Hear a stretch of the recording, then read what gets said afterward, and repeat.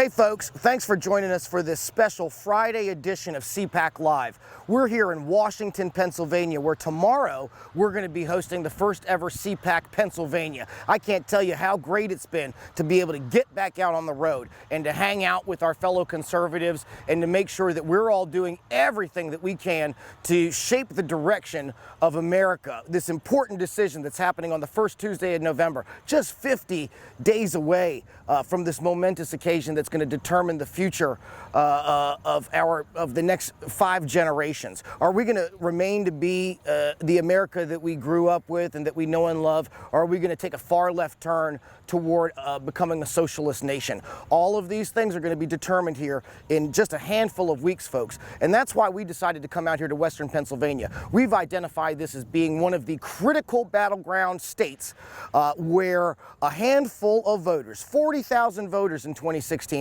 determined the direction of the Commonwealth of Pennsylvania and all of the electoral college votes that go along with it.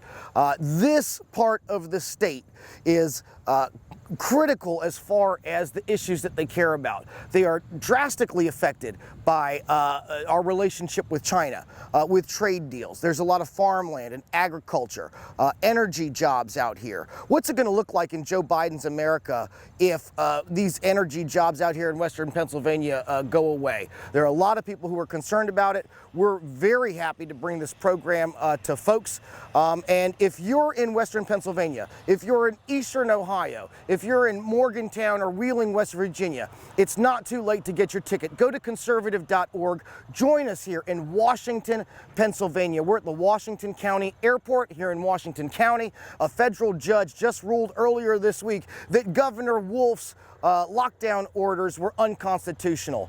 We were going to be here either way, but we're going to have close to 1,000 people here supporting the re-election of the president, standing up for conservative values. We're here at Washington County Airport. I know you can hear the airplane behind us.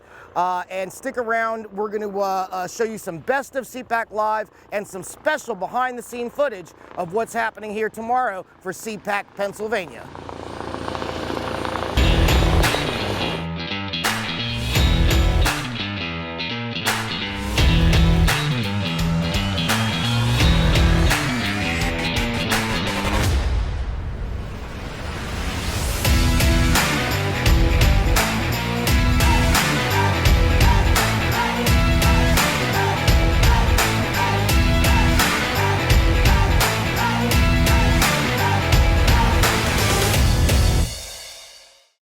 You know who our next guest is. She's one of the people that you watch on TV and you read all the time. You can read about her latest takes on SarahACarter.com.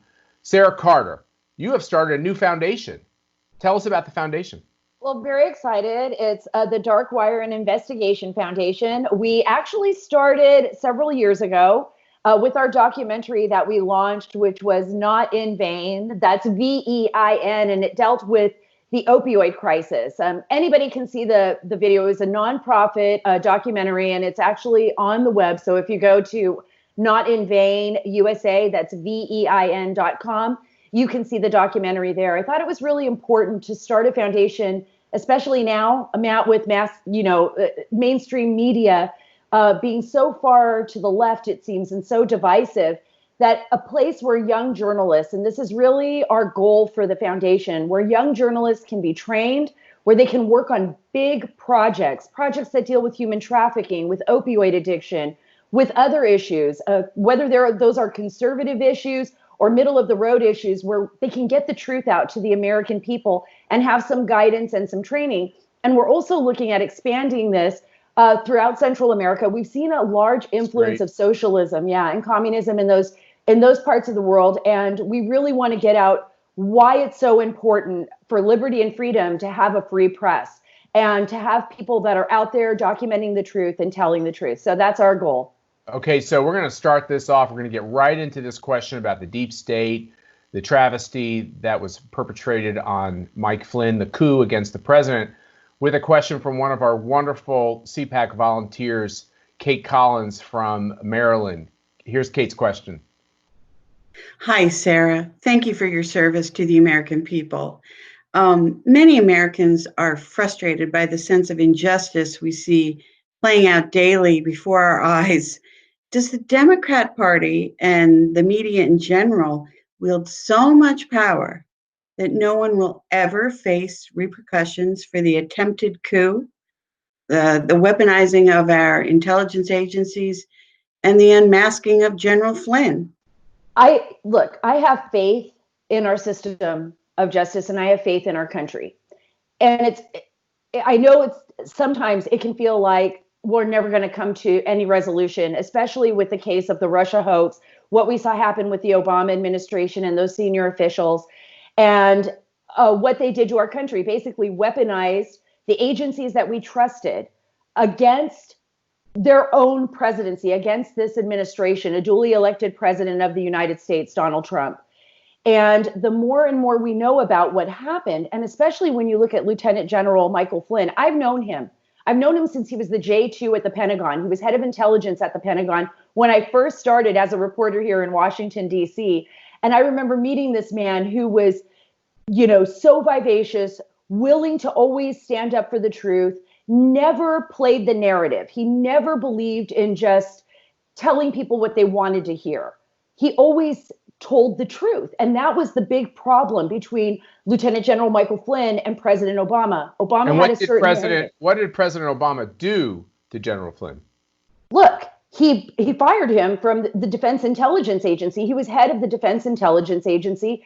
At that time, President Obama had this narrative. He didn't want to hear the truth. A ton of people in the intelligence community that I spoke with were sending messages to the CIA, trying to get it to the president saying, look, Al-Qaeda is not on the run. There's this new group called Islamic State, ISIS, that is building up in Syria, and we're really concerned about it. And Obama did not want that to be the message. He wanted to win the next election. And Flynn also, Sarah, is it true that Flynn literally would go and brief the president and use terms like radical Islamic terror, which really peeved President Obama? Yes, he did. Yes, he did. And he wasn't willing to back down from that. And I want to tell you something about Flynn. He was a Democrat. He was appointed by President Obama. I know this to be true. You're right. And he actually really had a good relationship with him in the beginning. But one of the things that Flynn had told me and during an interview, and I had known him for a long time, he's like, look, I wasn't willing to lie. My job was to deliver the facts to the administration, whether they liked those facts or not. And unfortunately, President Obama did not like the facts that I was delivering. I never once believed that Michael Flynn was a traitor to this country. I never once believed that President Trump or the campaign was conspiring with Russia. And I'll tell you why. Because never did any one of them, and I've interviewed John Brennan, I've talked to these folks. I interviewed John Brennan at CIA headquarters, December 2016. Never once did Brennan, Clapper, or any of them give any concrete evidence to the American people that there was anything going on. That's right. You have to question even authority when they're making accusations that the duly elected president of the United States is a Manchurian candidate, is working with the Russians. You can't just accept it at face value.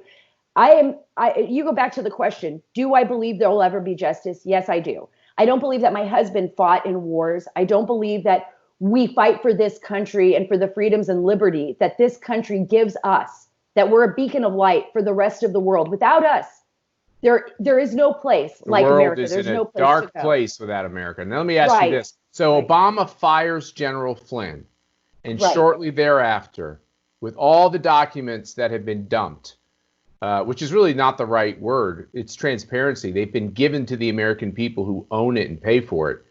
Obama essentially then eventually started this whole kind of spying operation with his intelligence chiefs against Flynn. They had a vendetta against Flynn, and they sure made it. They sure made it real. Yeah, they did, Matt. And I love the way you put that, because it's so important for people to understand. Flynn wasn't just about, it wasn't just about the Trump administration. It wasn't just about targeting Trump, although that was the bigger part for them, the insurance policy. And I do believe when Cindy Powell says Flynn was the insurance policy, I believe she's pretty much right on the money. The thing with Flynn was that there had already been animus between General Flynn, he was the head of the DIA, and the CIA. And there were so many people, and I interviewed some of them, that did not want Lieutenant General Michael Flynn at the White House. They knew that he knew where all the bodies were buried, I like to say. He understood the system. He was the one person in the administration that understood how things operated and where to look for the information. And he could bring it. He was the one guy who knew enough where he could stop some of the crap that had been going on ever since these entities, certainly the CIA, their cultures had been established. Right, and it was abusive culture. They needed him to be defanged. And so what does Obama tell Trump in that famous meeting in the Oval Office when Donald Trump has secured the presidency? What's one of the things Obama tells Trump? He plants a seed in President Trump's head, and this is why he was just so good at this. He plants a seed in his head and he says, don't let anybody tell you what to do. Put all the people you want in positions of power. This is about your presidency. But I have to warn you. I have to warn you about one person, and that's Lieutenant General Michael Flynn. You can't trust him. Do not put him in office. Do not bring him on board with the administration. Right. He warns him, and he does that on purpose because he plants a seed in his head because he already knows. He already knows about the investigation, about the phone calls, and what's going to happen. And I believe that Obama himself knew that Trump would put Flynn in. See, because he was targeting all of them. He just wanted to put that seed of doubt in President Trump's head. Because remember, on January 4th, the FBI wants to end the investigation on Flynn because they find no derogatory information on him whatsoever or on anyone that Flynn is connected with. On January 5th, they have the famous meeting at the White House with President Trump, with Susan Rice, Sally Yates, all of the big players, Vice President Joe Biden. And then they keep basically Peter Strzok then keeps the investigation open on Flynn. They don't allow it to shut. They don't shut it down. Then they go in on January 24th and they interview him at the White House. They trick him basically because Flynn's just thinking they're coming over to talk. He's not. He thought it was part of his job as the national security advisor. Right. Yeah. Right. They come in and they set him up. But I think what people forget is that all the stories that leaked after that, remember, we have the stories that came, David Ignatius with the Washington Post about. Yeah, let me go there. Let me do that real fast. Okay, so what people have to understand is the day Joe Biden asked for the unmasking of General Flynn, miraculously, the Washington Post, through David Ignatius's pen, has the full readout of General Flynn's conversations, and his name is mentioned. That is classified information. I don't know for sure that Joe Biden did it. You don't know for sure that Joe Biden did. But with the 12, 17, 15 people in the Obama administration that also asked for that same information, it would be impossible not to come to the conclusion that one of these, Obama or one of his people on his behalf or on their own behalf, were trying to have a kill shot on General Flynn through the Washington Post, which is illegal. And that is exactly what they went after Scooter Libby for doing, even though they claimed it falsely. You're 100% right, Matt. You're 100% right. All you have to do is look at what happened. And also the fact that David Ignatius himself says in the column that this was verified by senior administration officials. Which is an illegal activity to verify. Right. It is, because this is the most classified piece of material in U.S. possession. Believe it or not, it's up there with the top most classified pieces of documentation. Because what you're saying is you're listening in on a targeted call, which was basically then Russian Ambassador Sergei Kislyak, and you're picking up the full conversation. And then you're unmasking the American on the other side.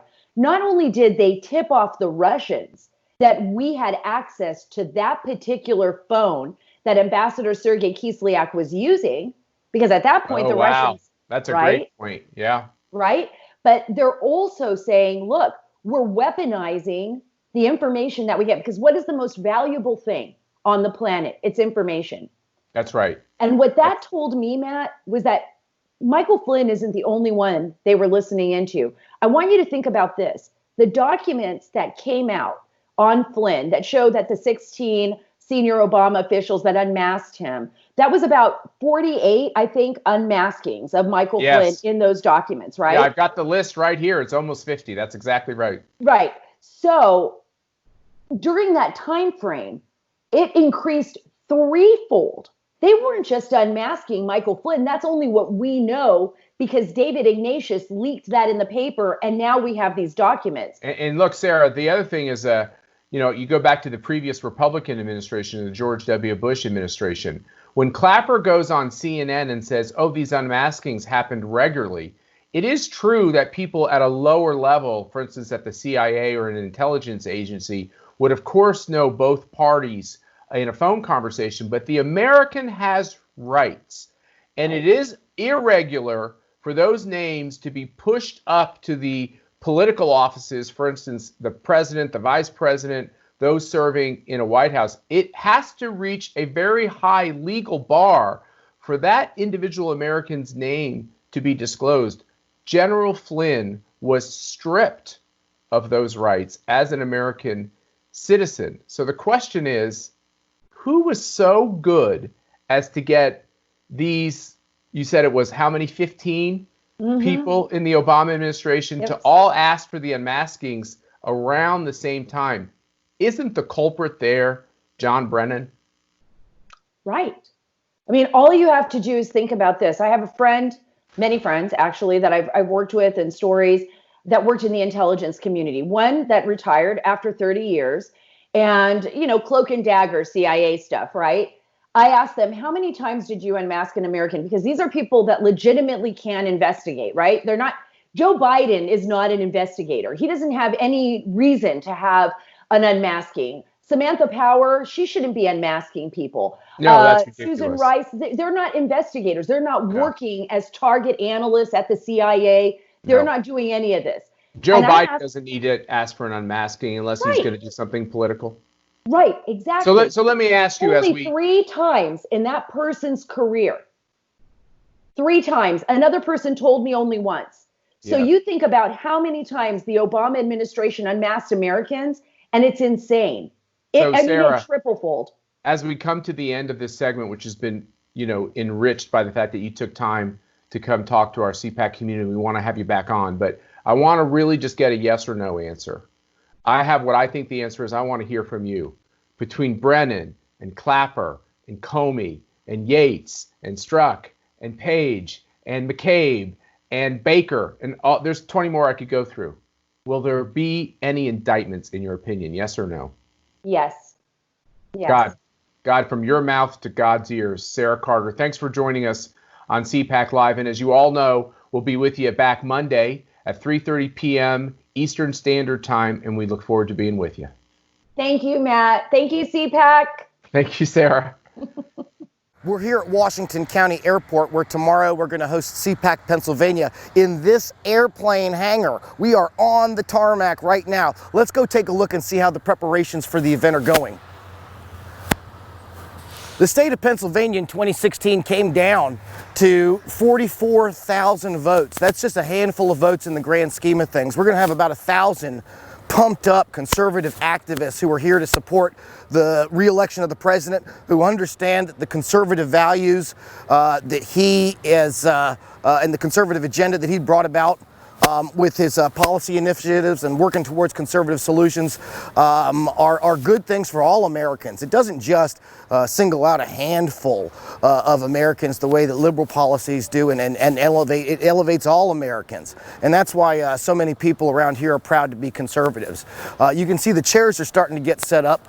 And it's a very big airplane hangar. I'm not quite sure if you get the size and scope of this thing, but you could probably fit 2 or 3 737s in here. It's a magnificent space. So it's an indoor and outdoor thing, lots of beautiful fresh air, but also obviously a roof and stuff. So if we get a little bit of weather, everybody's going to stay dry. The chairs are getting set up. You can see in the background there that the stage is here, but we haven't begun to install that quite yet. We'll have lots of local media here, which will be a fantastic thing as far as being able to reach people and activists and conservatives who aren't able to be here. A lot of hard-working folks here that make this thing happen. Once the cameras go on and the lights go on, you see Matt Schlapp, you see Dan Schneider, you see Charlie Giroux, you see me up there. But the fact is that there are dozens of people behind the scenes, behind the curtain, who help make this thing happen. And you can see a lot of them working their tail off right now, making sure that we have a great event out here in Western Pennsylvania. One of the reasons we do this is to give people a great experience. But the more important goal of this entire event is to make sure that folks are energized and are ready to go out there the first Tuesday of November. And between now and that first Tuesday of November, that they're talking to their neighbors, that they're talking to their classmates, that they're talking to the people that are part of their network as far as reminding them about what's at stake in the 2020 election, and going out there and organizing and making sure you go out there and vote. For folks, a big issue this year is mail-in balloting.